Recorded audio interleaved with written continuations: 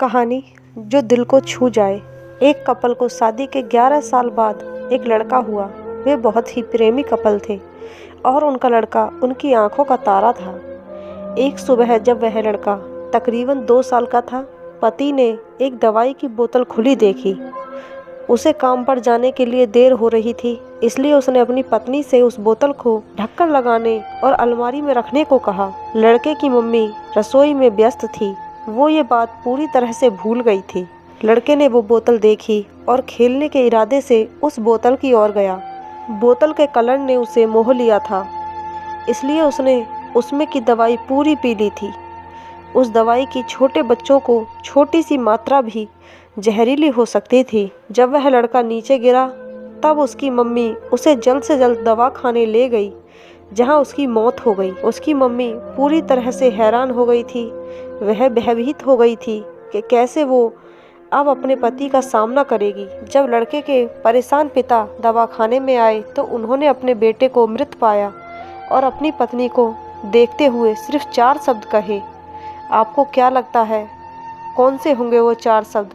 पति ने सिर्फ इतना ही कहा, आई लव यू डार्लिंग। उसके पति का ऐसा व्यवहार आश्चर्यचकित करने वाला था। उसका लड़का मर चुका था, वो उसे कभी वापस नहीं मिल सकता था और वो उसकी पत्नी में भी कोई कसूर नहीं ढूंढ सकता था। इसके अलावा आगे उसने खुद ने वह बोतल उठा के बाजू में रख दी होती तो आज उसके साथ यह सब न होता। वो किसी पर भी आरोप नहीं लगा सकता था। उसकी पत्नी ने भी उनका इकलौता बेटा खो दिया था। उस समय उसे सिर्फ अपने पति से सहानुभूति और दिलासा चाहिए थी और यही उसके पति ने उस समय उसे दिया।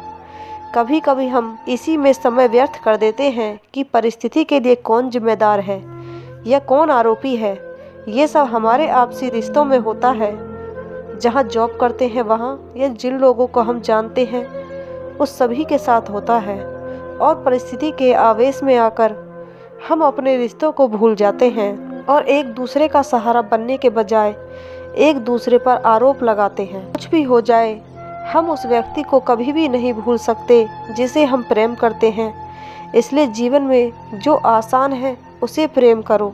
आपके पास अभी जो है उसे जमा करो और अपनी तकलीफ़ों को विचार कर करके बढ़ाने के बजाय उन्हें भूल जाओ। उन सभी चीज़ों का सामना करो जो आपको अभी मुश्किल लगती हैं या जिनसे आपको डर लगता है। सामना करने के बाद आप देखोगे कि वो चीज़ें उतनी मुश्किल नहीं हैं जितना कि आप पहले सोच रहे थे। हम परिस्थिति को समझकर ही लोगों के साथ व्यवहार करना चाहिए। हमें परिस्थिति को समझकर ही लोगों के साथ व्यवहार करना चाहिए और लोगों को कठिन परिस्थितियों में उनका दर्द हमदर्द बांटना चाहिए।